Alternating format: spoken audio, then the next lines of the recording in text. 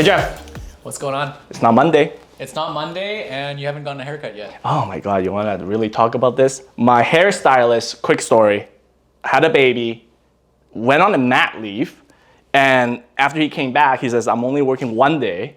So, 2 days out of the week. So now my next haircut is literally 7 weeks out. Sounds like you need a new stylist. Sorry, Tim. Sorry, Tim, seriously, if you're listening to this, I need a haircut. Like seriously, I look horrible. Yeah. But Enough about you. enough about me. But with this hair, at least there's a beautiful background that, compensates with it. We're somewhere different. Where are we, Jeff? I have no clue. You took me somewhere. I just kidnapped you. No, we are actually in the Just West Presentation Center. We have a great episode. This is the first episode we're actually interviewing someone that's not each other. So we're actually quite excited for this. Absolutely. Right? And then we'll obviously let Ashley really quickly talk about the project at the end of the podcast as well. So without further ado, I am very excited to introduce my friend, my ex-colleague, Ashley Casilli from McDonald Realty. Yay! Well, thank you so much for having me. Yeah, I know. I like to call her the up-and-coming project marketing superstar. Right? I'll take it. Now, me and Ashley, we used to work extensively together at Mac Marketing Solutions during my pre-sale days. And then this is we're working in Burcourtlam. And this is, just so you know, this is before Burcourtlam was the Burcourtlam today. Back then when working Burcourtlam, nobody even knew where Burcourtlam was. It's okay, don't date yourselves. We were pre-SkyTrain. Pre-SkyTrain Yep. and pre-high-rises. Yeah. Like I would share a map on WhatsApp to the group chat Yeah. of my friends, and everybody would be like, where are you? Yeah, it was loan sharks, secondhand stores, and pizza joints. And co-op housing. Yeah. That's pretty much it. That was it. Essentials. Right, all the essentials, right? And here's a fun fact. When we were working together, a lot of people thought just because the way that we deal with things and our personality differences that we didn't like each other. But the funny thing is we always laugh behind the scenes is actually we're really good friends. We've been good friends ever since.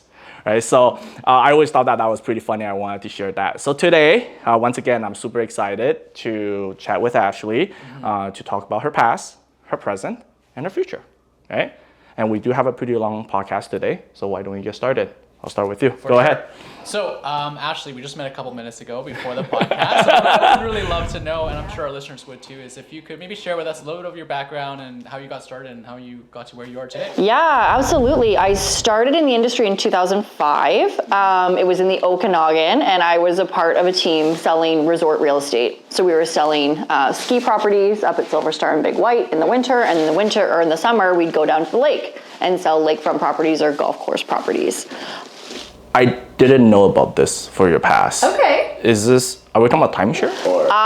No, not timeshare. Those timeshare salespeople are that is the ultimate salesperson. If you can sell that, you can do anything. I don't know if I'm in that echelon, but I definitely worked with some timeshare people. No, you own them outright. And what was really cool, a lot of them is, let's say you had a condo on a ski hill, you could put it in a rental pool. And a company would take care of renting it for you to offset your costs, or you could just keep it and use it as your own place. But no, they were full-on, outright, 100% ownerships. Oh, Yeah. So was there a lot of investors buying that? Like, is there some sort of... A little bit of investment. Honestly, it was a lot of families doing secondary homes, vacation properties for themselves. We saw, so in the ski hill, it was a lot of people from Australia who came and would buy, a house or a condo or a townhouse or whatever it is. And yeah, but it was mostly secondary properties. Are you still in tune with that market? No. No, okay, never mind. I was about to say whether or not there's still any Airbnb opportunities there to make money and stuff like that. Oh, yeah, no, that's it's a few years ago, so. No, it's okay.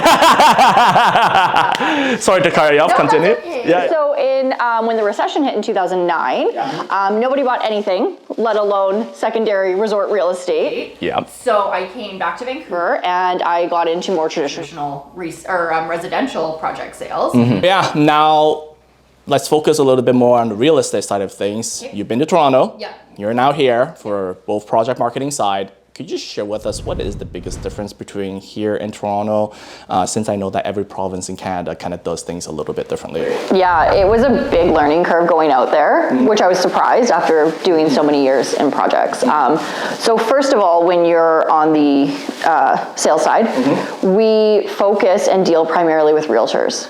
We do not deal with the public very much. Oh, interesting. Yeah. Okay. Yeah. Okay. Which is a little different. Here, when you're a project marketer, it's really a mixed bag. You work with both. That it seems like it's starting to be like this now in Vancouver, especially for the bigger projects. So is there like a tier system as well in Toronto? Yeah, there is. And it's pretty much across the board, and it's how it's run. So there's tiered access to get in, platinum access. Those are the top performing Agents, Yeah. they're going to get in first to every project. Yeah. Then you Go to VIP agents, and then whatever's left over after that goes to the public, if anything. Interesting. Yeah. I also have heard during my time with Concord is that realtors in Toronto, they actually take up like with their own money, like huge advertisements to promote a pre-sale project. I was told, once again, to confirm with you, one, the realtor is paying for that, and number two, the developers are totally okay with them spending money to advertise their project. Absolutely, yeah. So us as the developer, we would make a website, they would spoof it. Interesting. Yeah, and we're fine with it. Realtors in Toronto on pre-sale make double what we make here. So, Okay. but it's not There's money. the added incentive. I think It's we not should take money a for trip to nothing. Toronto. No, they spend a considerable amount of money on marketing. So they build websites, lead generation, call campaigns, you name it. A lot of them have teams, and they really do work to maintain that platinum access, because to maintain platinum access, you have to do volume. It's a high volume position. Okay. So they definitely work. So We're used to having, when we go to sell a project, we have a marketing team that we work with. Yeah. We didn't have that. We never had that. Whoa. because these agents do their own marketing. So it's like cost saving for the develop. Well, not really, because they're paying more commission, so it kind of balances out. Exactly. It's maybe less management. Yeah, instead of Less- managing your own team. Yeah, less horsepower that the developer has to worry about. Less risk, less salaries, less payments. Yeah. Interesting. Yeah. It's just like a bunch of developers with no marketing team. They're just like, well, why do I need a marketing team? Yeah, The realtors are my marketing team. There's somebody to, maintain brand integrity, but it's not as big of teams that we're used to out here. Interesting. Now, I guess my follow-up question to that is, do you know if the developer will overlook what the realtors are saying in those advertisements? Because I know here they kind of do. They do, right? Okay. So it's not like free for all, just do whatever. Yes, the thing of it is, it's not a free-for-all, but we empower them. Like, they are licensed professionals, and we're going to trust that they're going to stay within the parameters of what you can say and what you cannot say, and that they're going to learn the product and represent it properly. We just put blind faith in them to do that. Got it. Okay, then I'm so curious, since there's this whole tier system, how does a newer agent, such as maybe like Jeff, get into kind of like this VIP list? Do they literally just have to start from the bottom and sacrifice some of their early purchasers? Yeah, this... No sacrifices required. I love this question. This is one I got all the time in Toronto. So how you earn platinum access is show up on the hard to sell sites. So let's say we have a project, we've sold it to 90% and there's 10% less. New agents show up, move those units, move the bigger units, we'll see you and we'll raise you up. We don't need, if there's a very hot building coming to market, we don't need help From a new agent to move one bedrooms. Of course. Okay, so that is on the realtor side of things in Toronto. Yeah. Now let's shift it a little bit. What is the biggest difference for consumers, for someone that wants to shop pre-sales in Toronto versus someone that wants to shop here? Excellent question. Okay, what are the biggest differences? Well, one of the biggest differences is in Toronto, a developer can take a development site to market, and we can actively sell homes and collect deposits without having your development permits in place. Without knowing whether or not this project is viable, you can take it to market. Wait, what? Okay, So, please continue. Elaborate, please. Please. I mean, it's not, so of course, you know, to take a project to market, there's a lot of money involved to stage the sales center and all that stuff. So they have a really, really good idea, but that's one big difference from here. Like, you cannot get your disclosure statement here until you've got your DP. Right. Not the case there. So sometimes if things change, the project may not be viable. So out there, projects tend to not proceed at a higher rate than out here.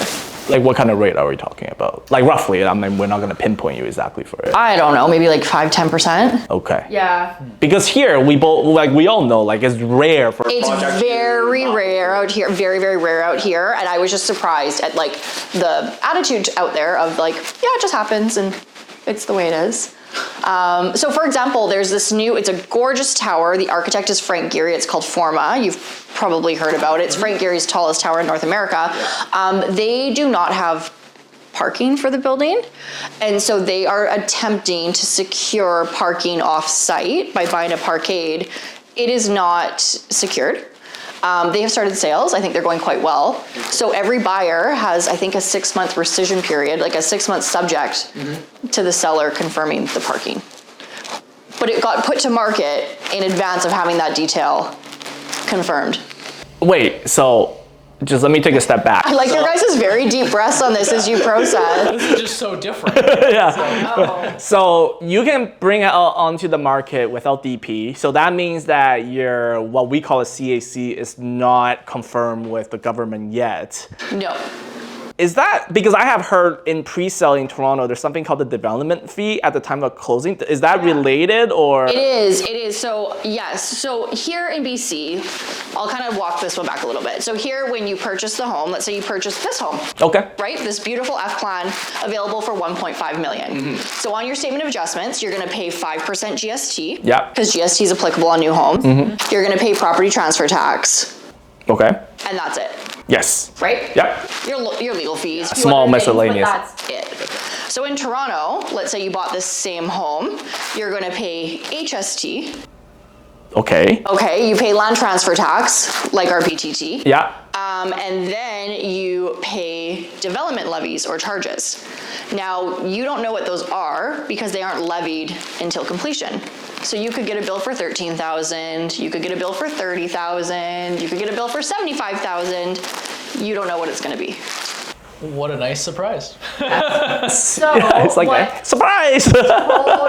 Totally. So what a number of developers do is they will cap it for you. Okay. So they will write in the contract that if you buy this home, it's capped at $15,000. So that you, the consumer, pays that extra 15, and then the developer pays anything above that. How about if it comes below the 15? Then you pay less. Okay, so this is like public information, like people would know. So it's not like developer just go, oh, 15 for you, 30 for you, 45 for you. That's right, yeah.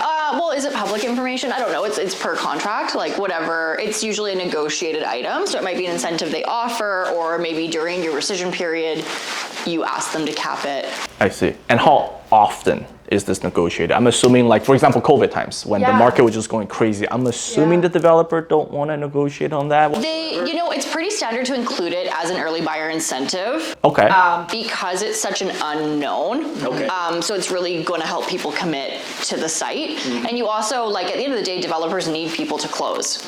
Right. So if you have this kind of open-ended bill, like, I think that really increases the chances of people not closing, and that causes a whole bunch of other problems. So it's usually capped. Okay. Yeah. Okay, so it's usually capped, and they're usually amenable to it being capped. I see. Okay, Yeah. so it's not really like a surprise. Like It shouldn't be, and like that's why when you buy, you need an agent to represent you. It's our job as realtors to know all this and protect people. It is when a developer is selling, it's not their job to protect the consumer. Yeah. So that's why, like, it always get an agent. Always get an agent. Got it. Okay. No. That's a huge difference. I'm still in shock. I'm just looking at Jeff. Jeff is like, The last what? 2 minutes, I'm still trying to process this. Like, what the heck? Like, But you know what? I guess at the end of the day, like, you pay for it one way or another, right? Yeah. Like, nothing's free in life. So we here in Vancouver, like, we're lucky. Builders typically have a good idea of their community amenity contributions up front, their CACs, and that's just factored in. Right. And that's why, like, you know, when we're talking about price per square foot like in Vancouver and Toronto for pre-sale projects, I remember when we were working with Mac, they were like, oh, Toronto is cheaper. But then I get it. Is it? You get this big bill at the end of. Yeah, is it actually cheaper? Okay. Now we're just curious. What else is different? I mean, it started small, but now it seems like it's just blown into this really big thing, right? Yeah, I think another big difference that was really eye-opening to me was the product you get at the end of the day. So here in this home, you've got window coverings, you've got a finished ceiling, you have a backsplash. In Toronto, if you buy a high rise, you don't typically get window coverings. The ceiling is rough concrete. It's a very base unit. And this is, I'm talking about like downtown Toronto Entertainment District, Yorkville, like, you know, AAA sites. That's how it's delivered. Wait, so, I mean, we just did a whole episode about Taiwan and how things don't come included and stuff Very like that. customizable. Yeah, and it's similar to that to a degree. So you do have a more robust optional upgrade program out there. So you can pay to get your ceiling painted, or you can pay to get window coverings on. But it's not, the level of finish is really different than what we come to expect here in Vancouver. So they do provide you with the different packages that you have to pay, or they kind of just go, no thanks. May not. Okay. Yeah, most of them do.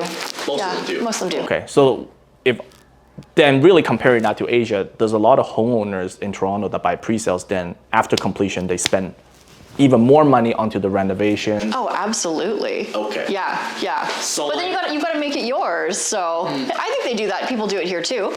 But I guess what I'm trying to say is, you know, with our understanding, because everything is already so pretty, I mean, how much more could you actually possibly No, do? totally fair. These homes are move-in ready. Yeah. You can live in privacy with a standard home in Vancouver. Yeah. Like I could just roll in my suitcases and then like I can start living. But it seems like with Toronto, it's like, no, you can't do that. You waited. So I'm assuming also because Toronto, the towers are bigger, the completion is...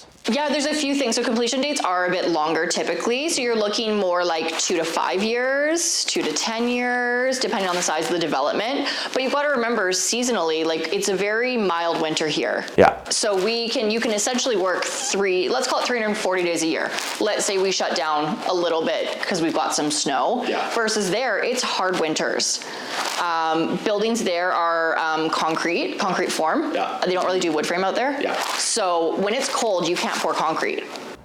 Oh, right. Yes, I never... So they're done from December to March. Oh, really? Yeah, because what do? You're kind of, unless you've glazed and you can go inside, if you're still pouring, you've got to hit those windows. And then think about it. You have like a 500 unit building, 1,000 unit building. Like it takes a lot of time. Wow. Yeah.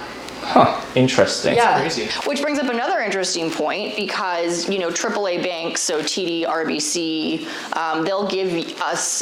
they will give buyers a mortgage pre-approval that's good for 24, sometimes 36 months. So what do you do in Toronto? You can't, wait, you just said the towers don't. I know, yeah. So as a buyer, like you've got to really have a good handle on your financial situation and know that in a lot of different scenarios you can still close because you don't have that insurance policy. I can only imagine the amount of trouble that people are getting into in the last like 6 months. Yeah, With the interest rates. possibly. Yeah, if it's closing now. I mean, I guess my question here after hearing what Ashley has to share is that, you know, locally in Vancouver, a lot of people who buy pre-sale are investors, but there is still a group that's like end users. Yeah. But based on what Ashley said with all these timings, different fees, I'm assuming Toronto pre-sales are pretty much predominantly investors. Like I cannot imagine any end users wanting to.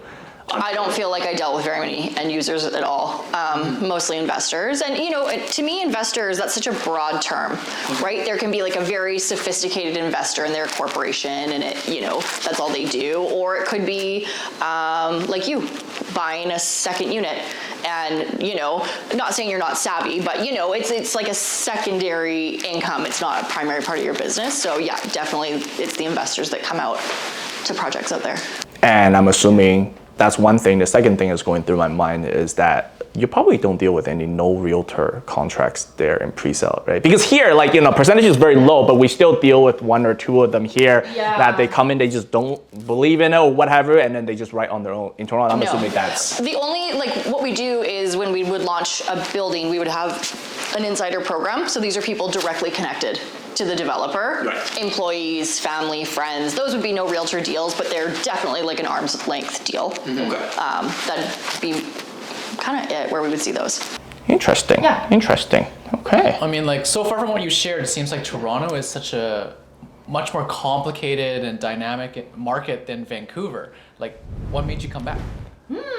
Aside from your love. Yes. Did you relocate again and you had to go back?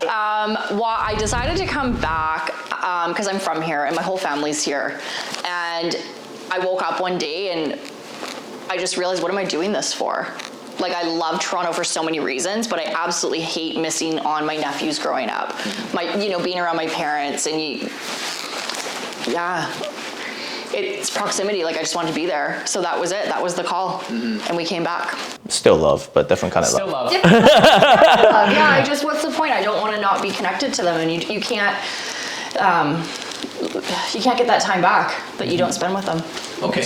Makes sense. Okay, I can definitely understand, moving back to Vancouver because of family, and fast forwarding the clock to present day. Now in Vancouver, there's generally a couple of ways that a developer can sell a project. They can either hire their own marketing team, they can only hire their own team, or they would find a project marketing team to assist. And considering that we have so many projects in the city, why do you think there's only a handful of major players? Off the top of my head, people like Rennie, MLA, and Magnum. Yeah, so why are there only kind of, maybe a handful, if that kind of, there's three big players. I mean, I think that comes down to the amount of inventory here. There's not enough inventory to sustain 10, 12, 15 companies of that size. So it's relative to what's available out there. I see. Okay. So I guess now we're also seeing that there are some smaller project marketing, such as yourself, of course, right? Yeah. Like, what is the biggest difference between these big box companies in comparison to some of upcoming, like such as yourself, once again? Yeah, I believe, and what prompted me to go out and start my own company, is that the market has shifted. And these developers, so in the past, they were very hands-off, and they would give their portfolio over to someone like MLA and Rennie and say, please handle the pricing, the sales, the marketing, the admin, take care of all of it, and we're gonna go work on other things. Developers have realized that sometimes an all-in-one isn't the best for them. You don't get, when you go with an all-in-one, you don't get to pick your sales team, you don't get to pick your marketing manager, you don't get to pick anything. You've basically hired whatever contact at the company and then you get whoever you get. Now, some developers are starting to bring more roles in-house, so they'll have a marketing director. And so that marketing director can work directly with whatever company matches perfectly with them. I see. Yeah, same with the sales execution company. Now they're a little more flexible to work with a sales execution whose philosophies align with their philosophies. All of us out there, we all have different ways of approaching it, and they all fit in specific times and spaces. So trying to say like a one size fits all, it doesn't work and everyone's getting it now. So that's how there's space. I see. For these smaller companies. So it's kind of like pick and choose your package. Absolutely. I see. Okay. Now, I'm not going to try to start exposing industry secrets. Why not? I mean, that's what everybody's here for, right? But on average, what is just the rough percentage on commission between obviously the big box or versus such as something like yourself? Roughly is fine, please. It's a really easy conversation is if you have a big company, maybe just look where they go every day. They've got a big office and they're paying high rents. So they've got high overhead. They've got a lot of salaries, a lot of high earning salaries that they have to support. So in order to keep it going, they have to charge an elevated price to keep their business going. So when you look at smaller companies like myself or these smaller marketing outfits, we typically run very lean. no overhead, no salary. So it allows us to tighten up and get sharp on our pricing. So, I know me for sales execution, I'm way less than half of what these big box stores are gonna charge. But to be fair, I'm not doing all-in-one service. So I think I charge a really fair competitive rate for what I do. Okay. Now, one of the things that I heard, I can't confirm, is that one of the main reasons why also there's only like a handful of these people is because when a developer wants to get financing, apparently the bank, especially during the infant stage of the developer, the bank will actually ask like who your architect is, who is your project marketing, and apparently based on the answer, it would actually impact, number one, like whether or not you can get funding, and number two, like apparently it kind of plays around with the interest rate as well. Have you heard anything like that? Absolutely. Because you think about it, if the bank is lending money, they're taking a risk. So if the bank's lending you money for a mortgage, think about the pages you have to go through for the application form. Right. And let's say that's for 1.5 million, which is like peanuts in their bank portfolio. When you are a developer and you're gonna go ask them for 50, 60, 100 million, absolutely the bank is doing their due diligence, and they need to make sure that this developer is aligning themselves with the right people to make this project viable and profitable. Right. Yeah, so I've definitely heard of people out there trying to get sites, and like people like me trying to get sites, and it was declined on financing because the bank didn't know them or believe that they would be able to see it through. That's why when I went out and had to look for a brokerage, I aligned with McDonald Realty. Okay. They have a very storied history, and it hasn't been a barrier at all because all financial institutions here know McDonald. Yeah. Well-respected company, a brokerage for sure. Yeah, well, similar to Christie's, right? Like they are all up there in that, they've been around a long time. They've got a really good track record. Yeah. There's lots of new ones out there, nothing wrong with them, but you've got to prove yourself before people are going to start giving you money. 100%. You have the brand recognition. Yeah. And now, why don't we change gears a little bit? Let's put your developer hat on. Oh, okay. Since you were talking about, all these differences here. Which way do you think would be the proper way to go if you were a developer? I mean, hiring me, doy. I love it. That's a given. No, all kidding aside, it comes down to what their objectives are. So if you're a development company and you really need to focus on land acquisitions and construction, and there's no passion, desire, or knowledge base to handle the sales and marketing, source it out. Right? Source it out so it's a hands-off experience. If you're a developer and you're doing all those things, the acquisition, the construction, but you're also really tuned into the sales program and the marketing, bring it in-house. Bring those people in. So bring in your sales director, bring in your marketing director, and then outsource, the execution of everything. But it really is going to come down to their mindset, what they want to do. It costs about the same at the end. Going the smaller companies a little bit leaner, but not massively different. It's just the outcome. When you pick your own partners, you really have control over how your company is presented out there. Okay. Now, would the size of the particular project change anything on the decision-making side of things? I don't think so, because you know this, Joe, selling 20, like coming up with a sales strategy, the concepting for 24 units is the same as 240. What changes is the execution, but that's just manpower. So instead of having one salesperson, you have 5 people. But if you're managing one, you're managing 5. You're still It's a managing. net-sum game. Yeah. Yeah. No, makes sense. Makes sense. Well, what do you think would be the biggest issue right now for consumers trying to get into a pre-sale project? Like the whole process is in today's market, both as a realtor and as a project marketer. The biggest barrier for people getting into the market right now, I'd say, is that deposit. Yeah. It's the deposit. It's a lot of cash to secure a home that you have to have up front. Luckily, for a lot of first-time home buyers, some developers will take a smaller deposit. They'll do 5 or 10 to help them get in. Okay. But if you're not a first-time home buyer, it's 20, 25, anywhere from 15 to 25% down. Which is a lot of money It for is. something that's happening in 2 years. So I think that's honestly the biggest barrier for people Okay. getting in. Okay. Now let's assume that they have the bank of mom and dad. Deposit is not Yeah. an issue. Aside from that, what would be the hardest part to buy kind of into the pre-sale? Like knowing the right agents, knowing the right access, or doing enough studies on the developer? Like For sure. I think if you are out there and you're looking to buy a home, step one is to find an agent to support you who knows pre-sale. Pre-sale is very different than regular resale, so having someone who knows the ins and outs is the only way to navigate it. That agent is going to be able to tell you who's a reputable and trustworthy developer, instead of you trying to figure it out on your own. That agent will be able to get you access. Let's say it's a super hot building and it's kind of hard to get in. They'll either have the access or know someone to get access into. But I'd say without a doubt, like, this is the biggest investment you're gonna make in your life.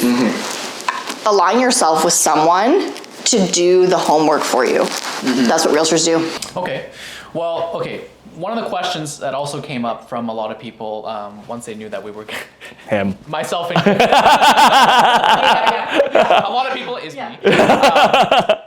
How do you have any tips for a consumer on how they can pick a good developer from a not so great one, especially with recent news of, you know, projects not completing and whatnot? Yes. What I firmly believe is past performance predicts future performance. Look to someone with a proven track record. Boza Developments, you're not gonna go wrong. Cressy Developments, Shout out. you're not gonna go wrong. Creo Developments, you're not gonna go wrong. Now, you don't only have to go with the big established companies. There's a lot of fabulous up-and-coming developers. What you need to look for with the up-and-comers, who have they aligned themselves with? Just like we were talking about with the bank. Who did they use for their interior designer, their architect?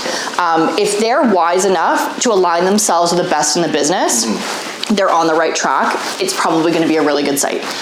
And that's a wrap, right? That's a wrap. That's what everybody wanted to hear for this episode, right? No, but like, honestly, all jokes aside, I think even with my experience, I always tell people, do the research on the developer, do the research on the developer.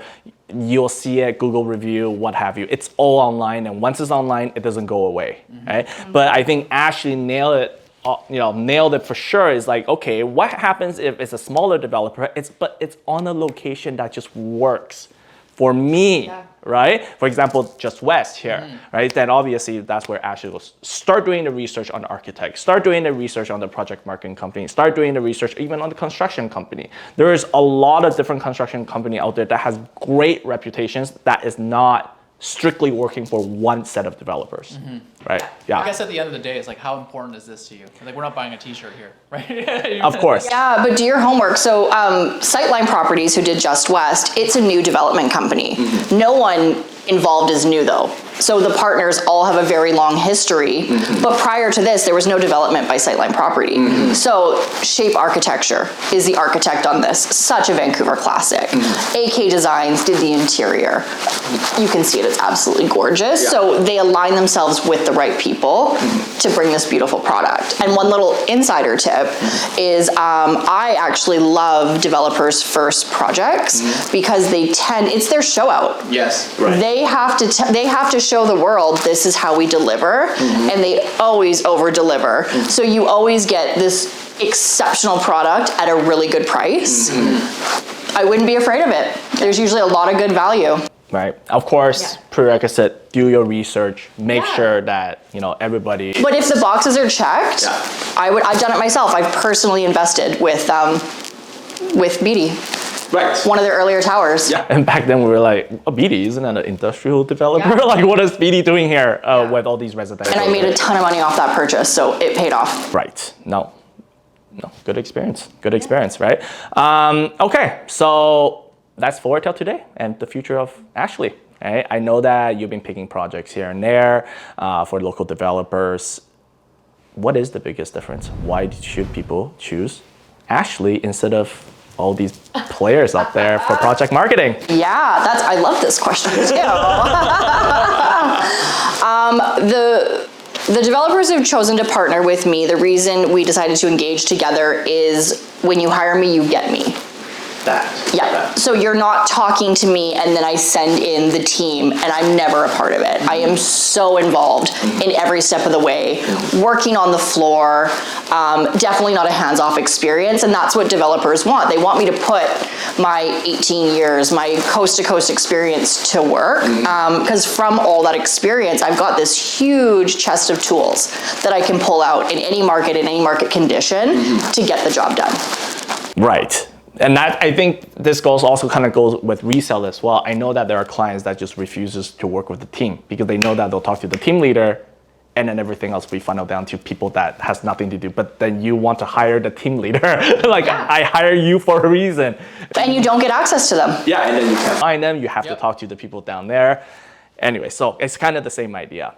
Now I know that right now, predominantly you're focusing on some just remaining inventories here and there. I always have a question is, why don't some of these developers just hire a realtor, like everyday realtor such as us, to just help them finish off with the thing? Yeah, absolutely. It's two different sets of skills, doing resale versus doing a project, even if you're at the tail end.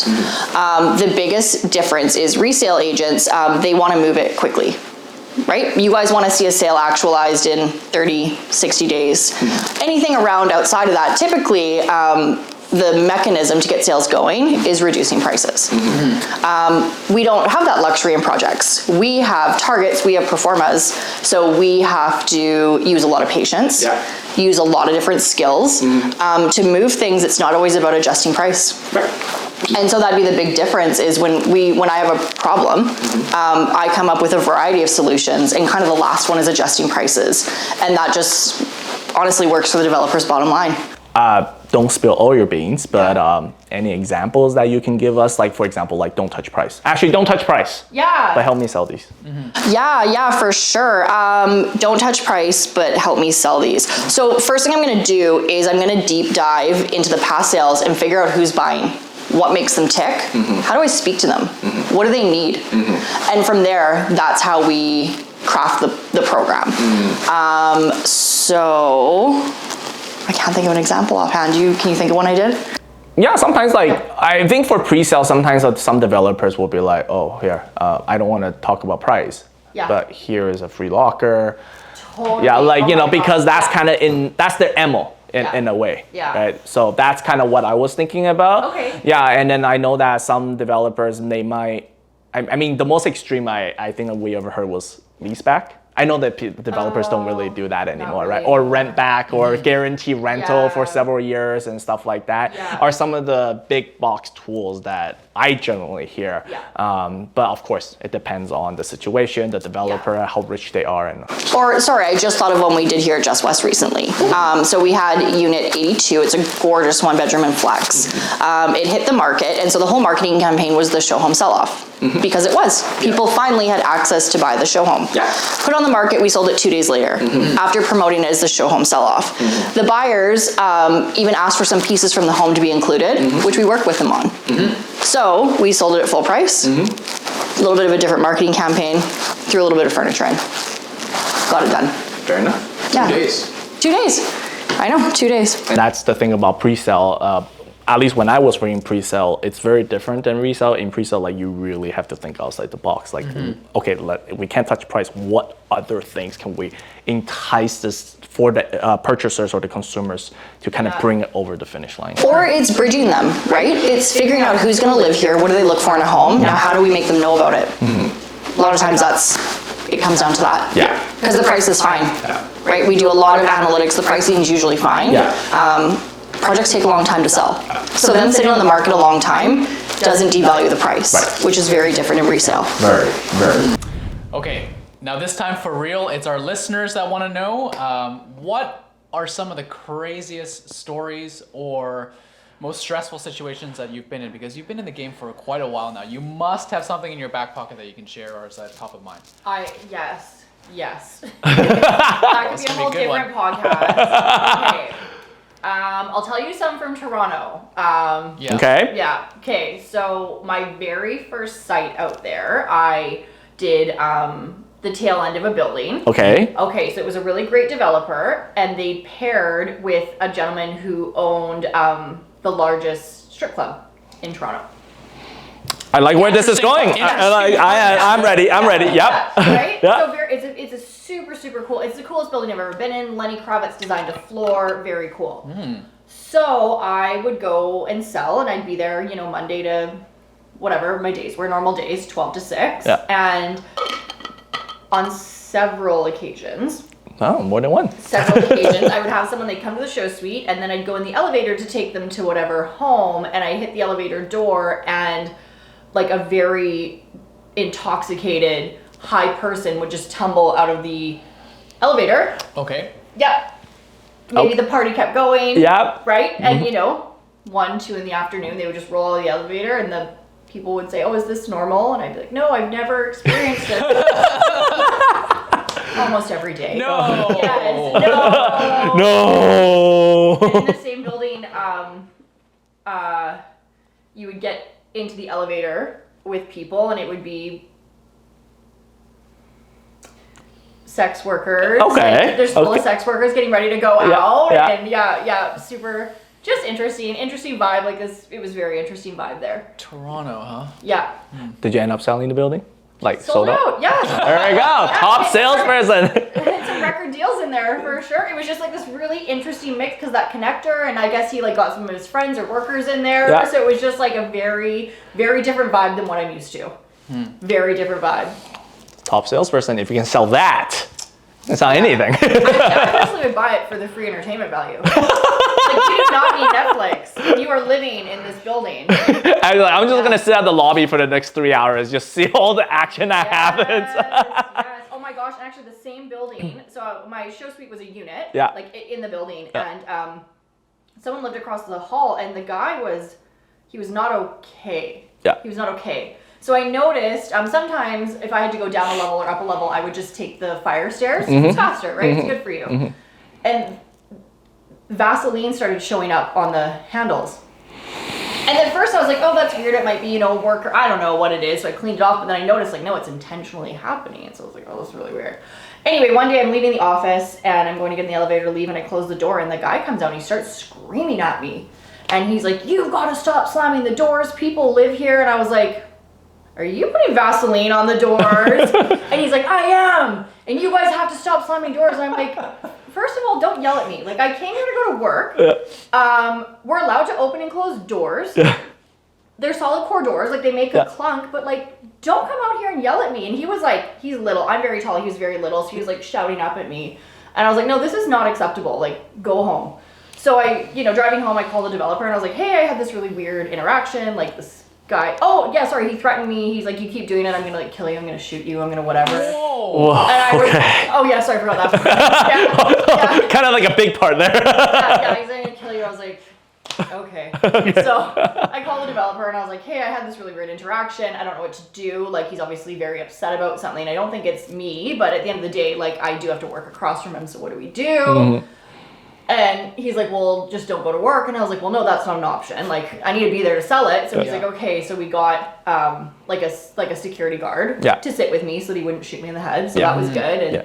And we ended up getting Strata involved because you're not allowed, when you live in a building, you're not allowed to threaten people. So they nearly like put a ban on him going into his home. And I was like, well, you guys, like, this isn't okay. Like, you know what I mean? Like, he's got to live there. I think we should need to tell him to like cut it out. So I think it went pretty, like, it got escalated, and he ended up coming over and apologizing and saying, I'm having, a really hard time. There's a lot of wild things that happen in this building, and he was a retired cop, and so we ended up working out, and it was all good at the end of the day. We didn't end up having a restraining order. He didn't shoot me in the head, so. Oh, God. Day in the life, huh? There was that. That was just one building.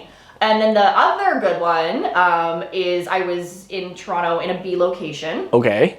Not a bad neighborhood by any means. Anyway, we're having a realtor event. The house is packed, 150, 200 realtors in there, and the RCMP come in, and they let me know that there was a drive-by. Wait, you just said this was a B neighborhood.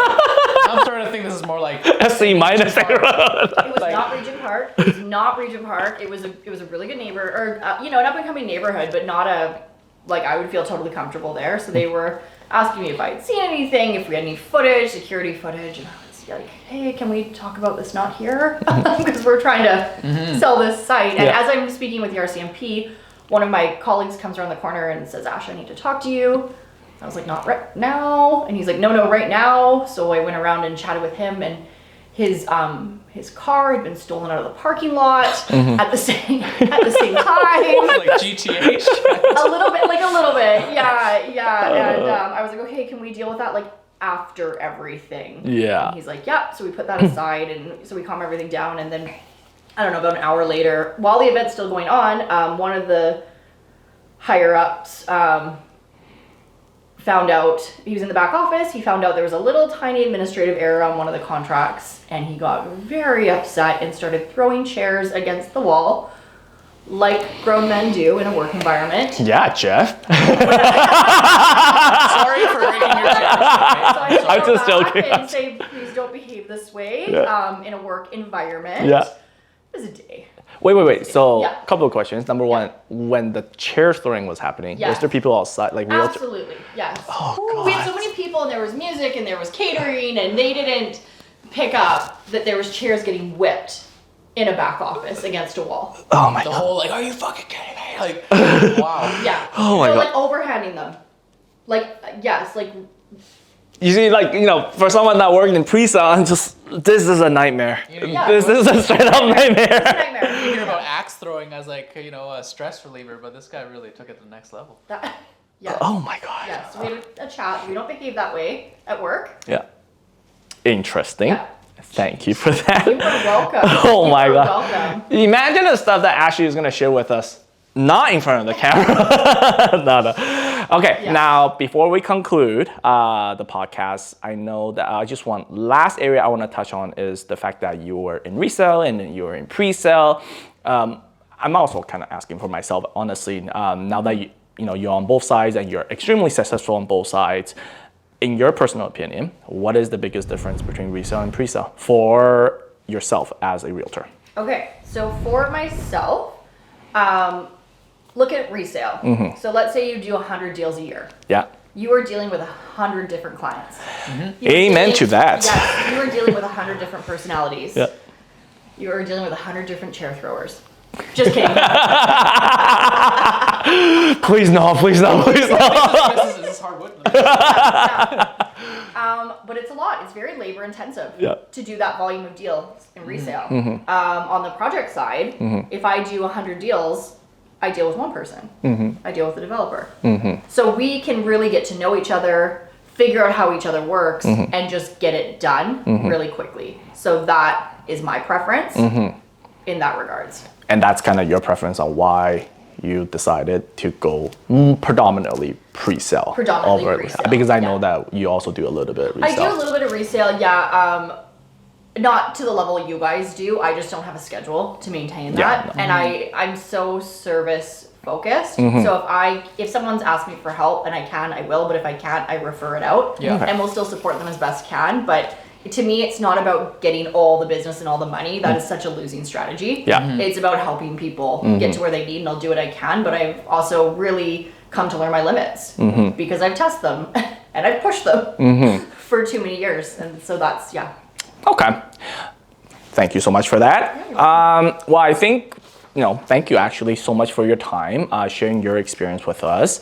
Well, we have a camera right in front of you. Okay. Please go at it. What are you working on lately, and what do you have coming up? Yeah, absolutely. So right now I am working on Just West. We're right here. Yeah, so incredible move-in ready product. It's brand new. No one's ever lived in it. We have 4 homes available, 4 opportunities. Okay. Really good spread. I've got 1 in Dens, 2 in Dens, or 3 in Dens. So lots of choices there. So come out and visit us. We're here Thursday through Sunday, 1 to 4. And you guys were mentioning before, you have to see it to believe it. It's truly incredible. It's not, the attention to detail is really, it's outstanding. Let's put it. Yeah, and I haven't even taken you to the rooftop. They've got incredible rooftop decks. You can get your own ski report for the North Shore Mountains from here. Oh, okay. Yeah, Okay. it's fabulous. So that's what's happening right now. And then late spring, early summer, I've got a really exciting new project coming to market. It is called Morrison Walk, and it's by Creo Developments over in the Moodyville neighborhood of North Vancouver. Growing quickly. So yeah, this is their third development in the neighborhood, and it's the final in the Morrison series. So it's very exciting. I'll show you guys a little bit offline after, but you're gonna get really excited about it. The whole goal with those is to make them attainable homes. Yep. We know that the prices it's just hard for a lot of people. So we've done what we can to definitely make it attainable. So it's going to be one to keep an eye out for. And the community there is second to none. It truly is a community, which are really disappearing in Vancouver. But Creo has really made this incredible community network in there. I'm very excited. Yeah, Me too. so that's it for right now. And then there's kind of more coming, Q3, Q4, but have me back and I'll fill you in on that later. All right. Yeah. All right. Second interview is required. Absolutely. Yeah, no. You know, that concludes our interview here with Ashley. If you're a developer and you have some homes to sell, we're going to have her contact information right here. Yeah. And any clients who have some North Van, or want to move to North Van, you can also please feel free to get in touch. Yes. We really appreciate you taking the time to speak with us today and being our very first guest on the podcast. And with that, my name's Jeff. My name is Joe. We're the Micro Vancouver Real Estate. Should know that by now. Yes. Please help us with our algorithm. Don't forget to like, comment, subscribe, share it with your best friends.